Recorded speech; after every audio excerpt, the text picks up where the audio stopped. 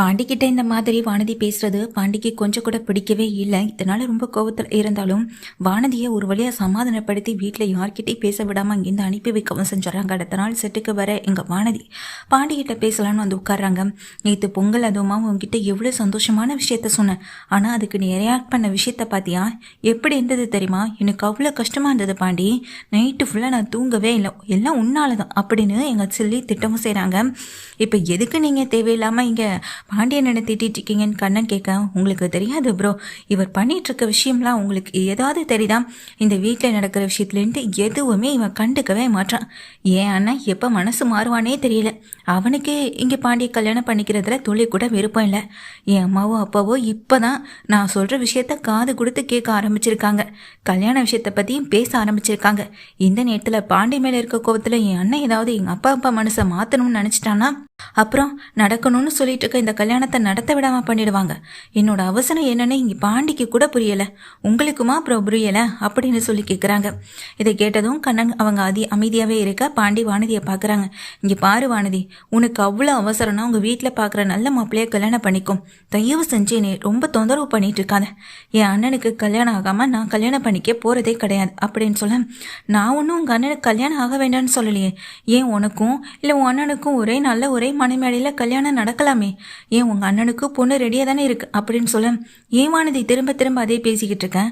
பொண்ணு ரெடியாக இருந்தால் எல்லாமே முடிஞ்சிருமா? கல்யாணத்துக்கு தேவையான செலவுகள் எல்லாம் யார் பார்க்குறது? அதுக்காக இங்கே பணம் வந்துட்டு ரெடி பண்ணி ஆகணும். நானே இப்போ தான் இதை சொந்தமாக முயற்சி பண்ணி இந்த கடையை வாங்கியிருக்கேன். இன்னும் இதுலேருந்து எந்த லாபத்தையும் பார்க்கவும் இல்லை. என் அண்ணனுக்கும் கையில் பணம்னு எதுவுமே இல்லை. பத்தாதுக்கு வீட்டில் இருக்க செலவுகள் வேற, வீடையே இன்னும் சரி பண்ண முடியாமல் இருக்கு. இதில் வேற நீ இப்போ நம்ம கல்யாணத்தை பற்றியே பேசிக்கிட்டு இருந்தா எப்படி வானதி நடக்கும் அப்படின்னு பாண்டி ரொம்ப கோவப்படுறாங்க வானதியை பார்த்து. சரி பாண்டி, நீ கோவப்படாத, நான் சொல்ல வந்த விஷயத்த ஒரு நிமிஷம் தயவு செஞ்சு கேள் அப்படின்னு இங்கே வானதி சொல்கிறாங்க. என்ன பேச போகிறேன்? அண்ணி அந்த வீட்டை விட்டு அனுப்பலான்னு சொல்ல போகிறேன் அதானே? அவங்க அந்த வீட்டில் இருக்கிறதுல உனக்கு என்ன பிரச்சனை? அவங்க உண்டு, அவங்க வேலை உண்டுன்னு தானே இருக்காங்க. சொல்லப்போனால் இந்த வீட்டில் நாங்கள் இப்போ இருக்கிறதுக்கு காரணமே அவங்க தான். ஏன் அதை விட முக்கியமான விஷயம் எப்படின்னா, அந்த வீடு எங்களுக்கான உரிமைன்னு கொண்டு வந்து சொன்னது கூட அண்ணிதான். இல்லைன்னா நாங்கள் யாருமே அந்த உயிரை பற்றி கூட தேடி இருக்கவே மாட்டோம். எங்கள் அப்பா அப்படி சொல்லிட்டு இருந்திருக்குவாரே தவிர அவரும் அதை தேட முயற்சி பண்ணியிருந்திருக்க மாட்டார். அவர் பேச்சை கேட்டுக்கிட்டு அப்படி ஒரு உயிலே இருந்திருக்காதுன்னு தான் நாங்களும் நினச்சிருப்போம். ஏன்னா அவர் மேலே எங்களுக்கு நம்பிக்கை இல்லையே. ஆனால் அவர் மேலே நம்பிக்கை வச்சு அந்த வீட்டில் இருக்க உயிரை தேடி எடுத்து கொண்டு வந்து எல்லாரையும் காப்பாற்றினது எங்கள் அண்ணி மட்டும்தான். இன்னைக்கு அவங்க இல்லைன்னா அந்த வீடும் இல்லை, நாங்களும் இல்லை. அது புரியாமல் நீ அவங்கள அந்த வீட்டை விட்டு ஹாஸ்டலில் கொண்டு தங்க வைக்கிறத பற்றியே பேசிக்கிட்டு இருக்கேன் அப்படின்னு பாண்டி சொல்லும்போதும், சரி பாண்டி, அவங்க அங்கே இருக்கட்டும், எனக்கு எந்த பிரச்சனையும் இல்லை அப்படின்னு வானதி சொல்கிறாங்க. வேற என்ன விஷயத்தை பற்றி பேச வந்த அப்படின்னு பாண்டி கேட்குறாங்க. அதுக்கு வானதியும், ஒன்றும் பிரச்சனையே இல்லை, நீ எதை பற்றியும் கவலைப்பட வேண்டாம். கல்யாண செலவு தானே, அதை கூட நம்ம அட்ஜஸ்ட் பண்ணி பார்த்துக்கலாம் பாண்டி. கல்யாணத்துக்கு அப்புறம் அந்த வீட்டை செலவு பண்ணுறதை பற்றியெல்லாம் நீ யோசிக்க வேண்டாம். அந்த வீட்டில் நீ உனக்குன்னு ஒரு ரூம் கட்டி எப்போ நம்ம கல்யாணம் பண்ணுறது? அதனால் நானும் ஒரு முடிவு எடுத்துட்டேன். எங்கள் அப்பா சொன்ன மாதிரி நான் ஒரு விஷயத்த பண்ணலான்னு முடிவெடுத்துட்டேன் அப்படின்னு சொல்ல, என்னன்னு சொல்லி கேட்குறாங்க. நேற்று நைட்டு நம்ம கல்யாணத்தை பற்றின பேச்சு தான் வந்தது. அப்போ என் அண்ணன் இப்போவே சும்மா இல்லாமல் என் அப்பா கிட்டேயும் அம்மா கிட்டேயும் போட்டு கொடுத்துட்டு இருந்தான். அந்த வீட்டில் அந்த வீட்டில் உங்கள் அப்பா இருக்காரு, அவரே தன் மனைவியை கொலை பண்ணிட்டு ஜெயில் வரைக்கும் போய் இருந்துட்டு வந்தவர். அந்த வீட்டில் எப்படி நம்ம பொண்ணை கொண்டு கொடுக்குறதுன்னு எக்ஸ்ட்ரா எங்கள் அம்மா அப்பா கிட்டே போட்டு விட்டுட்டு இருந்தான். அதான் நான் ஒரு முடிவெடுத்துட்டேன் அப்படின்னு சொல்கிறாங்க. என்ன முடிவுன்னு சொல்லி கேட்க, உங்கள் அப்பா உங்கள் அம்மாவை கொலை பண்ணிட்டு ஜெயிலுக்கு போனவர் இந்த ஒரு காரணத்தை வச்சா எப்படியாவது என்னை உனக்கு கட்டி கொடுக்க கூடாதுன்னு ஒரு முடிவை எடுக்க வைக்கிற அளவுக்கு என் அண்ணன் கொண்டுட்டு போகவும் செய்வான். அதனால நாம் 2 பேரும் கல்யாணம் பண்ணிக்கிட்டு வேற வீடு பார்த்துக்கிட்டு போய் தனியாக இருப்போம் பாண்டி, அதுதான் நமக்கும் நல்லது. அந்த வீட்டிலேருந்து நிலாவை விரட்டுறதுக்கு பதிலாக நாமளே தனியாக போயிடலாம். என்ன சொல்கிறேன்? அதுதானே நமக்கும் நல்ல ப்ரைவேசி கிடைக்கும், நாமளும் ரொம்ப சந்தோஷமாகவும் வாழலாம். அவங்க விருப்பப்படி வாழணும்னு எந்த அவசியமும் இல்லையே. நாம் இஷ்டப்பட்ட மாதிரி நாம் சந்தோஷத்துக்காக நம்ம எப்படி வேணாலும் வாழலாம். என்ன பாண்டி, நான் சொல்கிறது சரிதானே? அது மட்டும் இல்லாமல் எங்கள் அண்ணன் இதை பற்றி சொல்லும்போதே எனக்கும் மனசுக்கு கொஞ்சம் ஒரு மாதிரி கஷ்டமாக தான் இருந்தது. உங்கள் அப்பாவை நம்பி எப்படி உங்கள் வீட்டில் வந்து இருக்க முடியும்? சொல்லப்போனால் உனக்கே உங்கள் அப்பாவை பிடிக்காது, நீயே அவரை கண்டபடி தான் திட்டுவேன். இப்போது நான் வேற இந்த வீட்டில் வந்து இறந்துட்டேன்னா ஐயோ, என்னால் யோசிச்சு கூட பார்க்க முடியல. கோவத்தில் ஏதாவது என்னையில பண்ணிட்டார்னா அதான் எனக்கு கொஞ்சம் பயமாக இருக்குது பாண்டி அப்படின்னு இங்கே வானதி சொல்லும்போது, கிளம்பு போறியா இல்லையா அப்படின்னு வேகமாக கத்துறாங்க. பாண்டி கத்துற உடனே என்னாச்சு பாண்டி அப்படின்னு வானதி அமைதியாக கிளம்பி நிற்க, போ இங்கேருந்து முதல்ல, இனிமே இந்த கடை பக்கம் நீ வரவே கூடாது அப்படின்னு சொல்லி திட்டவும் செய்ய, ஏன் பாண்டி நான் என்ன தப்பா பேசிட்டேன் அப்படின்னு வானதி கேட்குறாங்க. நீ பேசினது எல்லாமே தப்பு தான் வானதி, எதையுமே நீ என்கிட்ட சரியா பேசவே இல்லையே. என்னைய அந்த வீட்டை விட்டு கூட்டிட்டு போறதுக்காக ஒரு காரணத்தை சொன்ன பார்த்தியா, அப்பவே முடிவு பண்ணிட்டேன்டி. இனிமே உன் கூட வாழ நான் தயாராகவே இல்லடி. ஐயோ சாமி, என்ன நீ வெட்டா போதும், இங்கேருந்து கிளம்பி போ அப்படின்னு சொல்லி கத்துறாங்க. ஏன் பாண்டி என்னாச்சு, நான் என்ன தப்பா சொல்லிட்டேன்னு? நீ என்ன தப்பா சொல்லலை. என் அப்பாவை பேசுறதுக்கான உரிமை எனக்கு இருக்கு.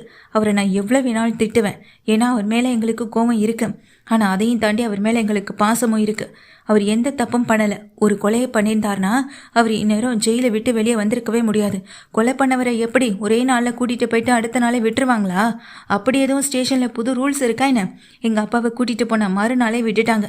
அவர் மேலே எந்த தப்பு இல்லைன்னு. ஸோ பத்தாத்துக்கு எங்கள் அத்தை என் பெரியப்பான்னு சொல்லிட்டு இருக்காங்களே, அவங்கள பற்றி தான் உனக்கே தெரியுமே. இத்தனை வருஷமாக எங்கள் வீட்டை எங்களுக்கானது இல்லைன்னு சொல்லி ஏமாத்தினவங்க எங்கள் அப்பா விஷயத்தில் எப்படியெல்லாம் விளையாடிருக்காங்கன்னு. எங்கள் அப்பா எங்கள் அம்மாவை கொலை பண்ணிட்டான்னு ஊர் முழுக்க இப்படிப்பட்ட ஒரு பழியை போட்டது அவங்க 2 பேரும் தானே. அப்படி இருக்க பட்சத்தில் இங்கே நீ அவரை, அதுவும் இந்த வீட்டுக்கு வரப்போகிற மருமகள்னு சொல்லி பெருமை பீத்திக்கிறதுல மட்டும் ஒன்றும் இல்லை வானதி. வீட்டுக்கு வந்த மருமகள்னா எப்படி இருக்கணும்னு என் அண்ணி நிலா அண்ணியை பார்த்து கற்றுக்கோ. அவங்க உண்மையான கல்யாணம் பொய் கல்யாணம் அதை அப்படின்றதையும் தாண்டி அந்த வீட்டுக்கு வந்த அடுத்த நாள்லேருந்து இப்போ வரைக்கும் எங்கள் அப்பாவுக்கு கொடுக்குற மரியாதையில் கொஞ்சம் கூட அவங்க குறை வச்சதே கிடையாது. ஏன் சொல்லப்போனால் எங்கள் அப்பாவுக்கு அதாவது நாங்கள் எல்லாருமே அவர் மேலே ஒரு சின்ன அக்கறை எடுத்துக்கிறதும் பேசுகிறதும் பழகிறதும் இப்போ அண்ணி வந்ததுக்கு பிறகு தான். அது வரைக்கும் அவர் யாரோ நாங்கள் யாரோன்ற மாதிரி தான் அந்த வீட்டில் இருந்துக்கிட்டு இருந்தோம். ஆனால் இப்போ அவர் மேலே எங்களுக்கு ஒரு பாசம் வரத்தான் ஆரம்பிச்சிருக்கு. அந்த தப்பை அவர் பண்ணியிருக்க மாட்டாருன்னு தோன்ற அளவுக்கு எங்கள் அண்ணி எல்லாத்தையுமே மாற்றிருக்காங்க. எனக்கு அந்த வீடு முக்கியம், அந்த வீட்டில் வாழ்கிற என் உறவுகளும் ரொம்ப முக்கியம். உனக்காக நான் அவங்க எல்லாரையும் தூக்கி போட்டுட்டெல்லாம் வர முடியாது. எனக்காகவும் நீ உங்கள் வீட்டை விட்டுட்டு வான்னு நான் சொல்லலை வானதி. ஆனால் கொஞ்சம் உன் கூட இருக்கவங்களையும் அவங்க கூட இருக்கவங்களையும் சேர்ந்து புரிஞ்சுக்கிறதுக்கு கொஞ்சம் முயற்சி பண்ணு. சுயநலமாக மட்டுமே யோசிக்காத வானதி, அது வாழ்க்கையில் என்றைக்குமே நமக்கு வெற்றியை கொடுக்கவே கொடுக்காது அப்படின்னு பாண்டி சொல்கிறாங்க. பாண்டி சொன்ன விஷயத்தை கேட்ட வானதி, அப்போ உனக்கு நான் முக்கியம் இல்லைன்னு சொல்கிறியா அப்படின்னு கேட்க, நான் என் வாயிலேருந்து அப்படிப்பட்ட வார்த்தையை சொல்லலை. எனக்கு எல்லாமே முக்கியம் தான் சொல்கிறேன். உனக்காக அவங்களையோ அவங்களுக்காக உன்னையவோ என்றைக்குமே விட்டு கொடுக்க மாட்டேன்னு தான் சொல்கிறேன். ஆனால் நீ அதை புரிஞ்சுக்காம உன்னை பற்றி மட்டுமே யோசிக்கணும், உன்னை பற்றி மட்டுமே பேசணும், உனக்காக மட்டுமே இருக்கணும்னா எப்படி வானதி? இத்தனை வருஷமாக அந்த வீட்டில் என் அண்ணன் எங்கள் எல்லாரையும் கஷ்டப்பட்டு வளர்த்துருக்காரு. இப்போ இந்த நிலைமையில நாங்கள் இருக்கிறதுக்கு காரணம் கூட எங்கள் அண்ணன் மட்டும்தான். எல்லாரையும் தூக்கி போட்டுட்டு என்னால் நீ நினச்ச மாதிரி உன் கூட வந்து சந்தோஷமாக வாழ முடியாது. என்னுடைய முடிவை நான் சொல்லிட்டேன். இந்த முடிவை ஏற்றுக்கிறதும் ஏற்றுக்காதும் உனக்கும் உன் குடும்பத்துக்குமான தனிப்பட்ட விருப்பம். இதை நீ உங்கள் வீட்லேயும் சொல்லு. பிடிச்சிருந்தா வெயிட் பண்ணு, அப்படி முடியலையா உங்கள் வீட்டில் சொல்கிற ஒரு பையனை பார்த்து கல்யாணம் பண்ணிக்கோ. நான் அதை பற்றி கொஞ்சம் கூட வருத்தப்பட போகிறதே இல்லை அப்படின்னு பாண்டி சொல்லிடுறாங்க. வானதி இதை கேட்டு அதிர்ந்து போக, இனிமே எங்கள் அப்பாவை பற்றி தரக்குறைவாக பேசுகிறது இதுதான் கடைசியாக இருக்கணும். என் குடும்பத்தை பற்றியும் என் அப்பாவை பற்றியும் நீ பேசுகிற ஒவ்வொரு விஷயமும் என்னை மேலும் மேலும் காயப்படுத்திக்கிட்டே தான் இருக்குது. இதுக்கப்புறமா அவங்கள பற்றி பேசுகிறதுக்கான தகுதியோ உரிமையோ உனக்கு கொஞ்சம் கூட இல்லை.